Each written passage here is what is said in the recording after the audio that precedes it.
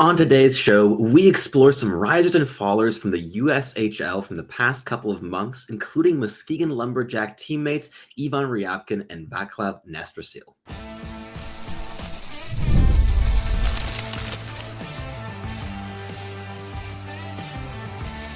You are Locked On NHL Prospects, part of the Locked On Podcast Network.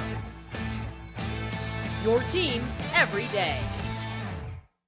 Hello, and welcome back to Locked On NHL Prospects, part of the Locked On Podcast Network, your team every day. On this show, we break down everything prospects related for you 5 days a week, Monday through Friday.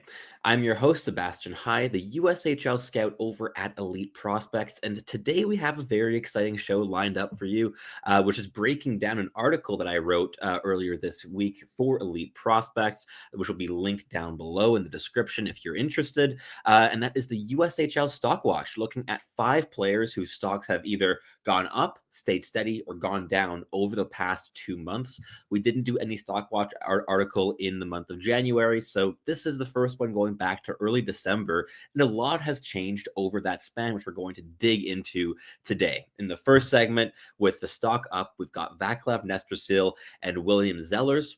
In the second segment, we're looking at 2 players who have found some more consistency in their games and whose stocks are probably staying steady at the moment, but who are priming themselves up perhaps to raise their stocks in the coming months, with Adam Benák as well as Charlie Trethewey from the US NTDP.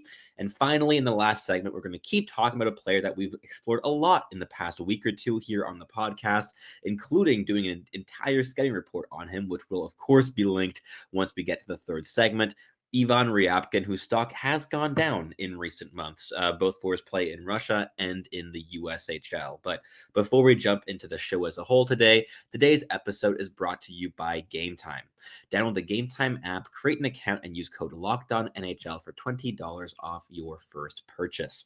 So let's dive right into the show here with the 2 players whose stocks have been rising very steadily in recent weeks, in recent months. Starting off with Václav Nestrašil, a 6'5", 190-pound right shot right winger playing for the Muskegon Lumberjacks in the USHL, a teammate of Ivan Ryabkin's. He has 30 points in 43 games this season, including 12 goals, which doesn't jump off the page. However, if you note that he has scored 22 points in 22 games going back to December 1st, this is a point-a-game player over the past 2 months, and it was after a start to the year where he only had like less than half a point a game. So he's been really finding that offensive touch as the year has progressed. But there are so many reasons to like this prospect beyond simply the production at this level with the Muskegon Lumberjacks. And first and foremost, I think the physicality jumps out at you both on the page, on paper, and also on the ice. This is a violent winger who applies a bunch of overwhelming defensive pressure, has a very active stick, is a real puck hound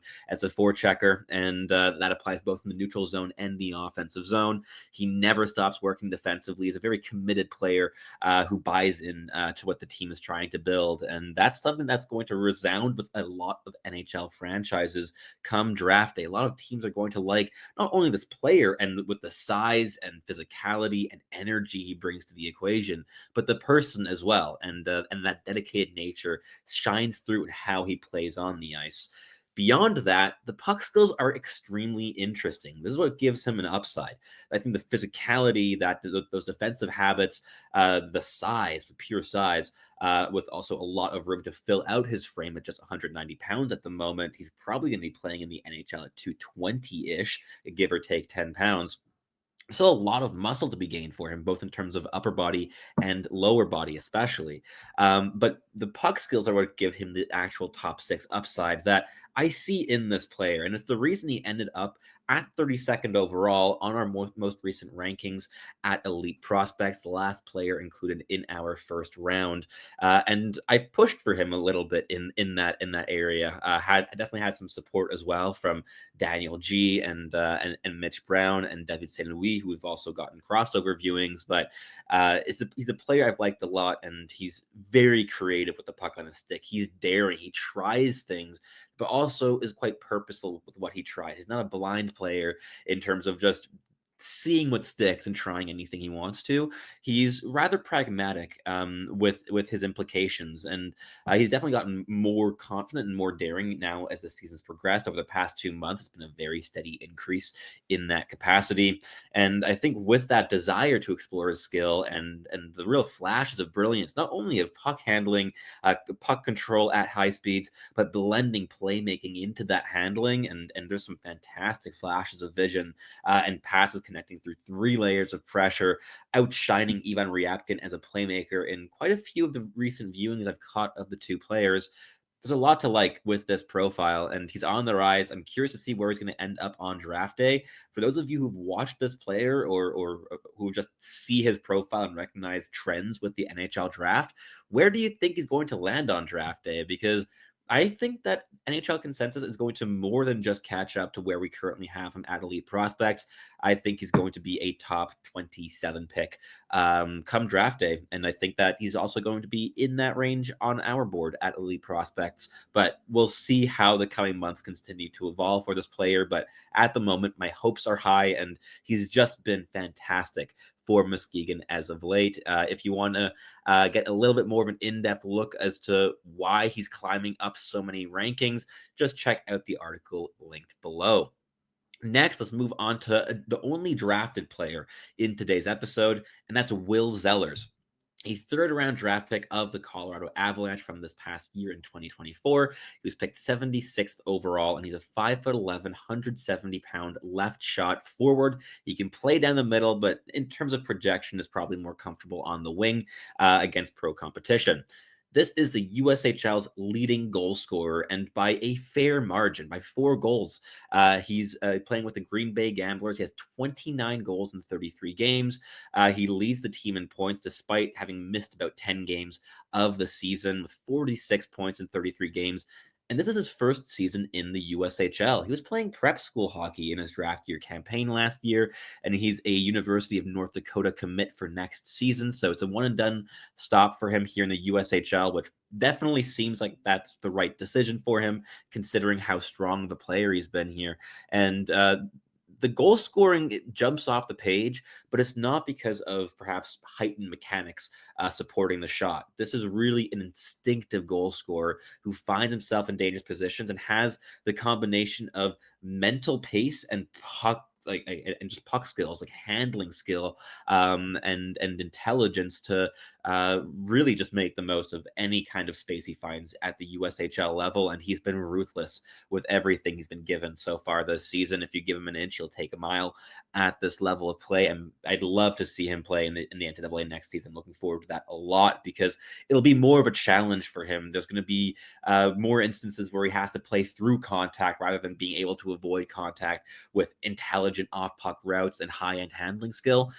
So definitely still some perhaps hurdles to come in his development, where he's going to encounter difficulties that he hasn't had to fully face just yet in the USHL. But he has been dominant and lights out for the Green Bay Gamblers, the most dominant player in the USHL, in my opinion, so far this season, and should be the front runner for the MVP awards. So a lot to like with him, and I think Colorado Avalanche fans should be quite delighted with how he's looking here, less than a year after being selected there in Las Vegas back in June. So really, really good progression for this player who was playing at Shattuck St. Mary's last season. He was a very good player on that team. He scored 111 points and 57 goals in 54 games there overall last campaign, but just a dominant season where he outproduced Riker Lee and Aiden Park, who are also two of the top scorers in the USHL this season and were basically his line mates last year at Shattuck.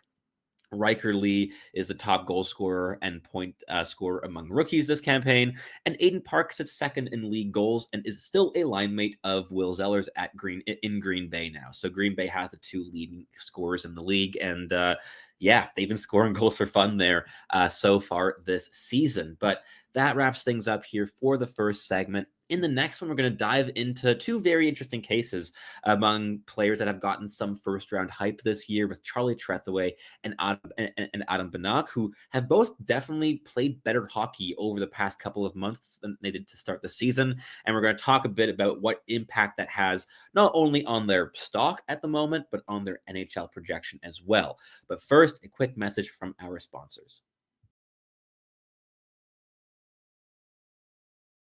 Looking for tickets for your next big event? Whether it's a concert, a comedy show, or a sports game, finding the right ticket at the right price can be a headache.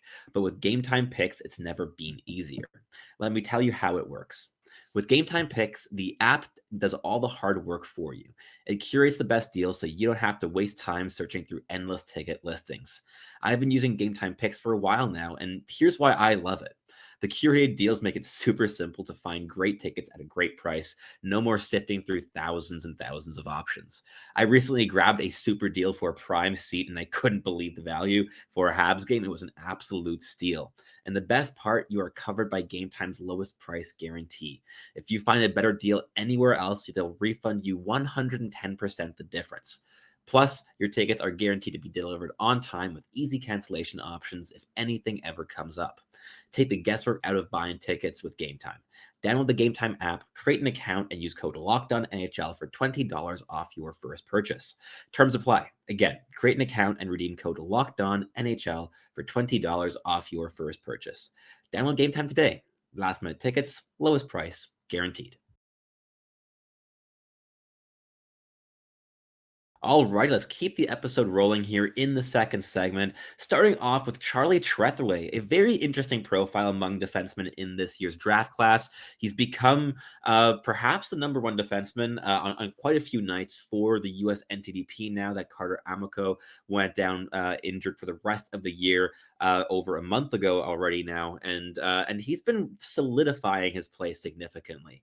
This is a player that was rather erratic and hectic on puck for much of the year to start, and there's been a real sense of simplifying and becoming more efficient and effective with his puck touches since then, and that's been excellent news for his NHL projection because the tools are super interesting.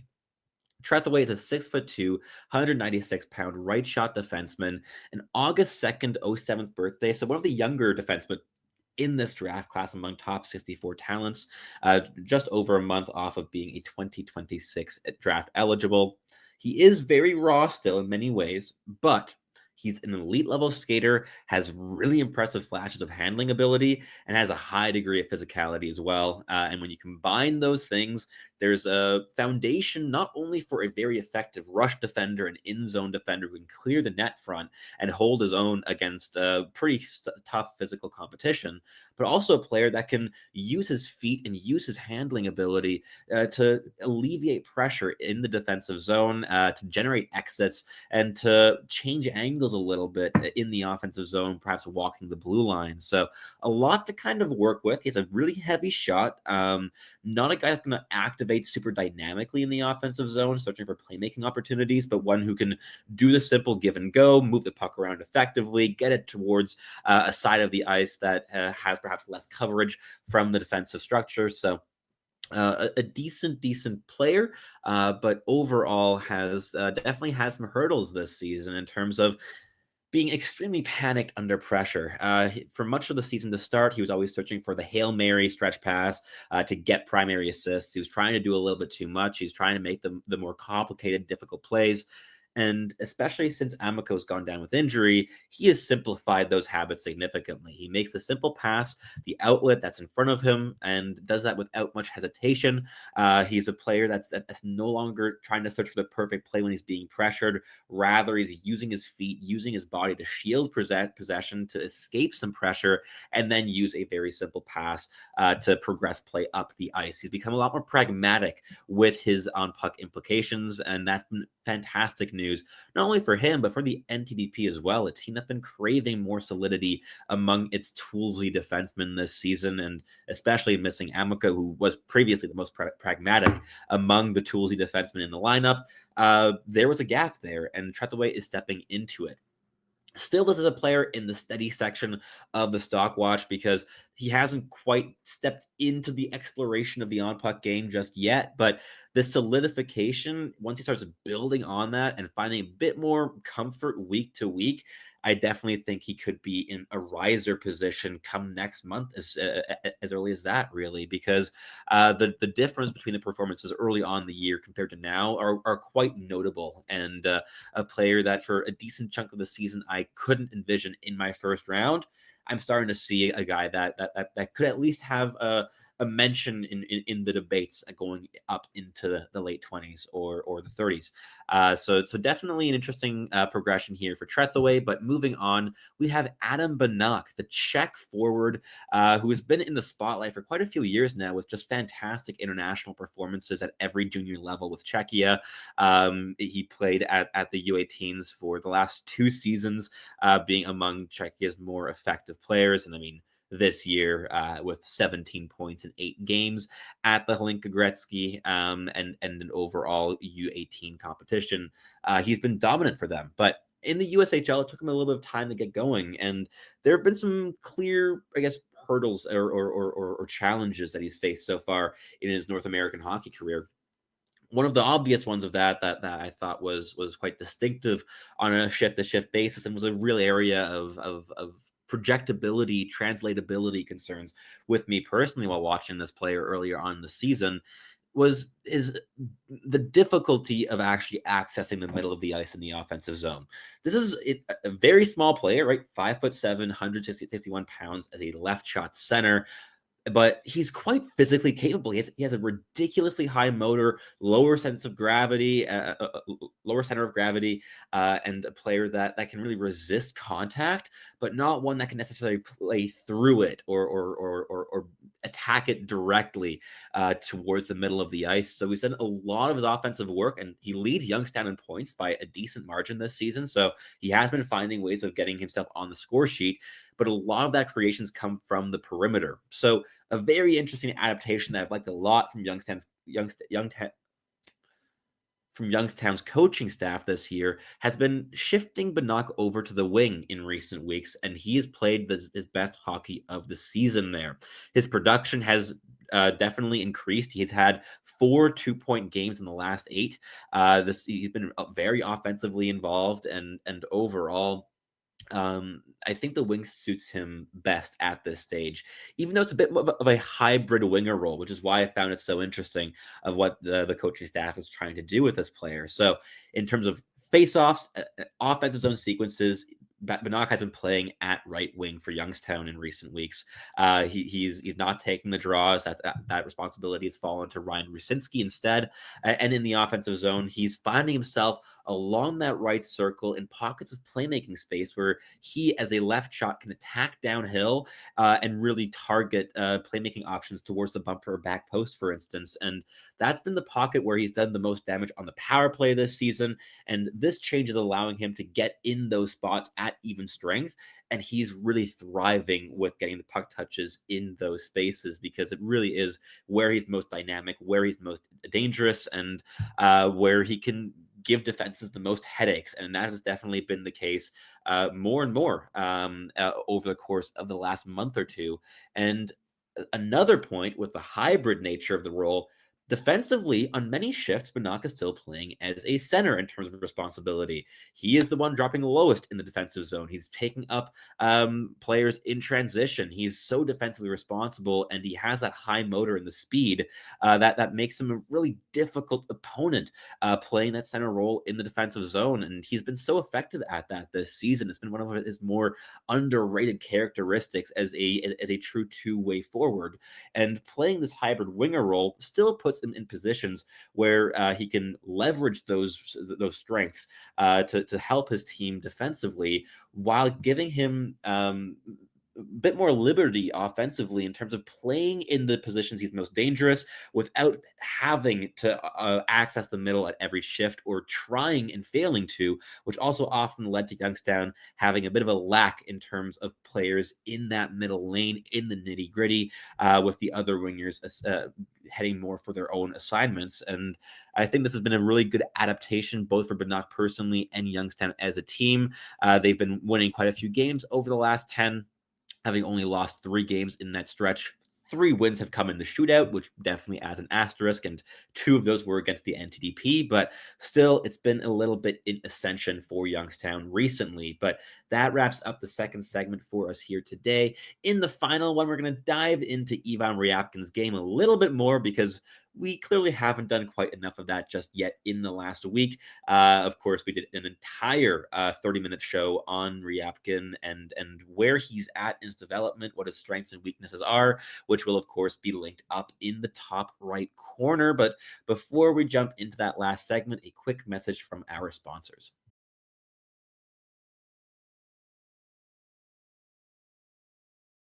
Alrighty, let's wrap up the show here in the third segment, looking at Ivan Ryabkin, the one player in this week's USHL Stock Watch whose stock is trending down. This is a player that has been the topic of much debate and much conversation in the past couple months, entering the season as a true potential top 5 selection. He was very much in those conversations for a long time this season. But has dropped off on the vast majority of rankings. He's only ranked into the top 5 by 1 or 2 rankings at this stage. Mostly he's in that 20 to even 45 range, where Tony Ferrari has him. We at Elite Prospects ranked him at 36th overall in our most recent rankings, so outside the first round. And that despite the fact that he's been scoring goals in the USHL, the one thing he was struggling most to do in Russia this season. Only scored 1 game in 25 total, 1 goal in 25 total games in Russia this year. 15 games came in the MHL. The other 10 were split between the KHL and the VHL against pro competition. And yet, in the USHL, he scored 8 goals and 13 points in 11 games. The production has been really, really good.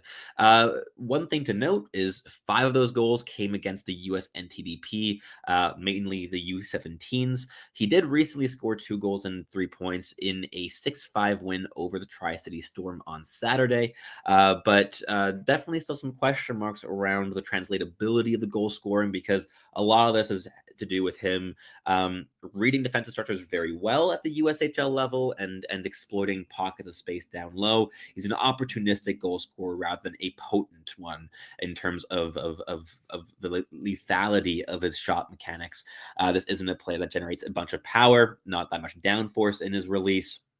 He's not the most adaptable scorer either in terms of scoring off balance or anything. He needs to get set, and even then the power isn't something that can overwhelm at least professional goaltenders. It's been definitely more effective at the USHL level. But why is this player trending down? All right, this is the big question, and we definitely explored this a lot in our full breakdown of his game. But I think it boils down largely to engagement as a word. Motor and engagement are the things that come to mind. He's a 6-foot, 198-pound left shot center. He's built really sturdily. He's strong on his feet. He's physically involved, but that physicality is often without much purpose. It is chasing hits out of frustration rather than using his physicality to create space in dangerous areas, to box out opponents, to push off of players, or initiating contact. It's not very proactively used. And that's been an area of concern. But mainly it's been because the engagement hasn't quite been there, right? This isn't necessarily a thing of he's not strong enough. It's that, sure, proactivity is a key word in here, but more than anything, it is the motor. He's just not been skating hard for much of this season, and that's been true in all 3 levels of Russian hockey as well in the USHL so far this season. And he finds himself behind the play quite often as a result of that. Defensively, early on in games, earlier on in shifts, sure, he's going to drop down low and track players in transition to cover for his defense. And he's a bit more proactive in terms of backtracking there. But as soon as he starts getting a little bit tired, he likes to float around the blue line, waiting at the first opportunity to pounce and to rush up ice for a scoring chance, and often blowing the zone before his teammates have even secured possession. a lot of problems like that. And the same is true on back checks in terms of chasing a hit down low in the offensive zone, even after the puck has already exited the D zone, and then needing to escape all the way back and being like 6 or 7 seconds behind the play, which just isn't helpful for his team. And in terms of gaining the coach's trust, these are the habits that get you game time, whether it's in Russia, in the USHL, in college hockey, wherever it might be. Those are the things that get you minutes and get you on the ice in situations and in moments where you want to be there the most. And those have all been question marks with this player. He's a creative playmaker, not always the most dynamic or proactive in terms of layering dynamic feet or pace into his puck rushes, and that static nature to playmaking limits him a little bit, certainly in terms of like just the incisiveness of his actions. He's a bit more of a perimeter playmaker, one-touch playmaker down low. I'd love to see him explore the bumper position a bit more at even strength and on the power play. He has the one-touch like playmaking, the one-touch handling ability, and the opportunistic goal-scoring instincts to really thrive in that capacity in terms of being a perhaps playmaking version of Bo Horvat, if you're thinking of style. But one very important element of that style is intensity and engaged physicality, initiating contact, pushing off defenders to create those extra couple feet of space that you need to finish off the chances that are given to you when you're right there in the middle of things.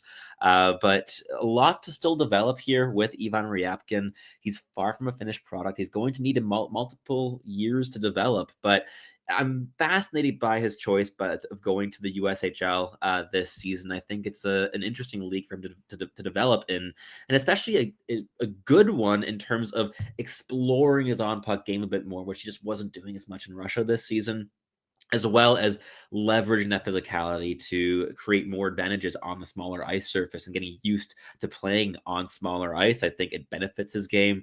I think he's better on smaller ice than he is on European ice. And I think that it's going to be an interesting season for this player, but he has been trending downwards overall. Of course, the scoring in the USHL is promising, but the questions in terms of the engagement are still quite much at the forefront with this player, and I'd love to see him raise his stock back up before year's end and have him as a slam dunk first round option. But that isn't the case right here at the moment. He's been outshone by players like Václav Nestrašil, like Tynan Lawrence, a D-1 winger. Can play it down the middle as well.